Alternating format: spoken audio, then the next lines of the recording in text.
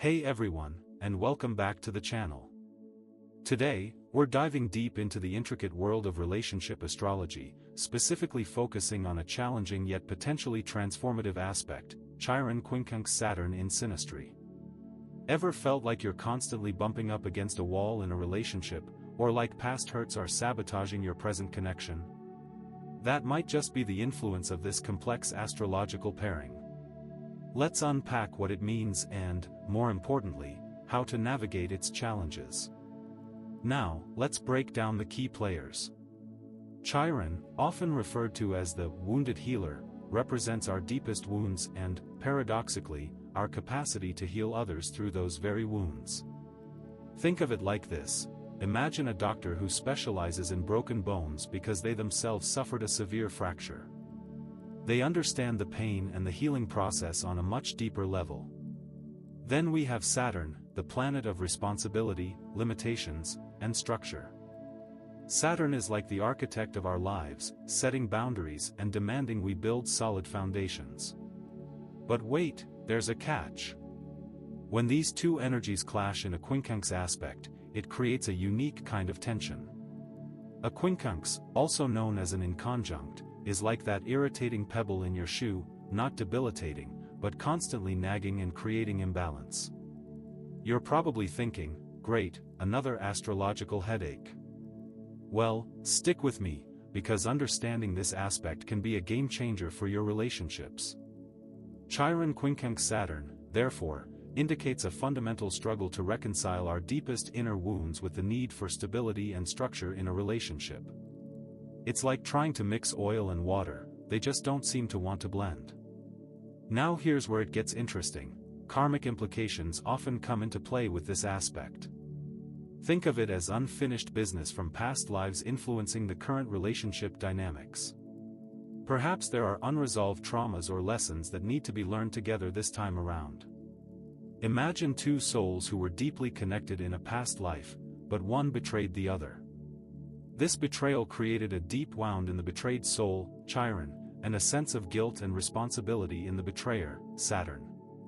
Now, in this lifetime, they're drawn together again to work through these unresolved issues.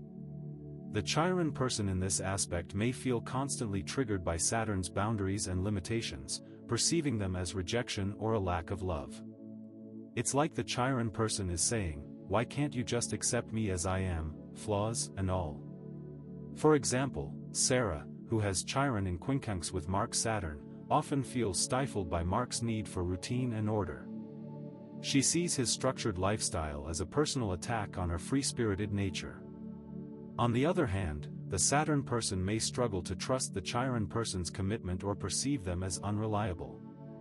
It's like they're constantly waiting for the other shoe to drop, fearing that the Chiron person's wounds will eventually sabotage the relationship. You might be wondering, is this aspect doomed from the start? Absolutely not. It simply requires awareness and conscious effort to navigate. But wait, there's a catch. One of the most common pitfalls in this aspect is the emergence of control dynamics stemming from underlying insecurities and fears. The Chiron person may try to manipulate the Saturn person to get their needs met, while the Saturn person may try to control the Chiron person through rules and restrictions. Think of it as a constant power struggle, with each person trying to protect their own vulnerabilities.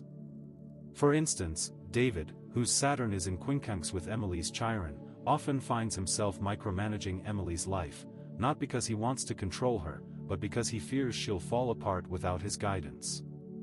This control, however, only exacerbates Emily's feelings of inadequacy and wounds.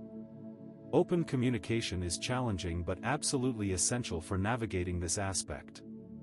It's like trying to build a bridge across a deep chasm. It requires patience, effort, and a willingness to meet each other halfway. Ever wonder why expressing feelings can feel like climbing Mount Everest? That's the quincunx at play, creating a sense of disconnect and misunderstanding. A persistent feeling of unease can also permeate the relationship, creating frustration and disconnection. It's like a low-grade hum in the background, constantly reminding you that something is not quite right. Imagine a couple constantly bickering over small things, not because they're angry, but because they're both feeling insecure and unfulfilled. Now, let's talk about how we can actually use this information. Applying Quincunx means that the tensions are intensifying, and challenges are actively developing. You might find yourselves in the midst of a particularly difficult period, where communication is strained and conflicts are frequent. Separating Quincunx, on the other hand, indicates that the tensions are easing, and the challenges have been faced and hopefully addressed. You might find yourselves feeling more aligned and at peace with each other. Stick around. At 7:30 I'll reveal how house overlays further personalize these tensions. Also, remember that house overlays in synastry charts pinpoint specific areas of life where these tensions and opportunities are likely to play out. For example, if Chiron falls in the other person's 4th house of home and family, it may indicate that the Chiron person's wounds are triggered by issues related to family dynamics or a sense of belonging. Sign placements, of course, provide additional context and nuance to the aspect. For example, Chiron in Aries Quincunx Saturn in Virgo might suggest a conflict between impulsive self-expression, Aries, and the need for perfection and order, Virgo. So, what can you do to actually work with this challenging aspect? First and foremost, open communication is crucial. This means creating a safe space where both partners feel comfortable expressing their vulnerabilities without fear of judgment or rejection. Secondly, establish clear and compassionate boundaries. The Saturn person needs to learn to respect the Chiron person's need for freedom and self-expression, while the Chiron person needs to respect the Saturn person's need for structure and stability. Build trust through reliability, empathy, and transparency. The Saturn person can build trust by being consistent and dependable, while the Chiron person can build trust by being open and honest about their feelings and needs. Address control issues with open discussion and compromise. Both partners need to be willing to examine their own control issues and find healthy ways to meet their needs without controlling the other person. You're probably thinking, easier said than done. And you're right. Sometimes, navigating this complex aspect requires professional help. A therapist or relationship counselor can provide guidance and support in facilitating open communication and resolving underlying issues. Practice compassion and understanding. Remember that both partners are doing the best they can with what they have, and that healing is a process, not a destination. Ultimately, individual healing is paramount for a healthier relationship dynamic.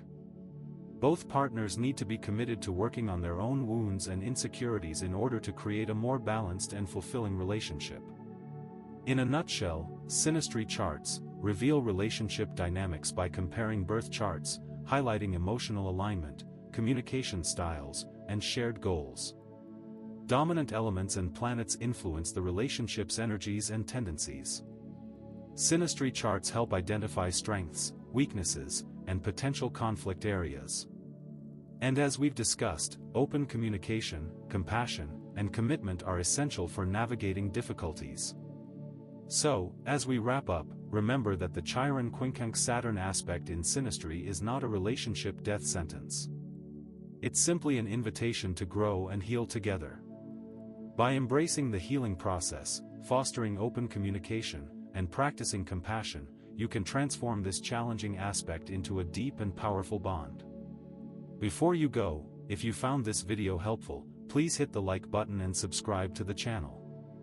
I'm dedicated to providing you with insightful astrological information that can help you navigate your relationships and live a more fulfilling life, so by subscribing, you'll never miss out on valuable content. Plus, I'm planning a deep dive into Venus aspects next week, so you definitely won't want to miss that. Thanks for watching, and I'll see you in the next video.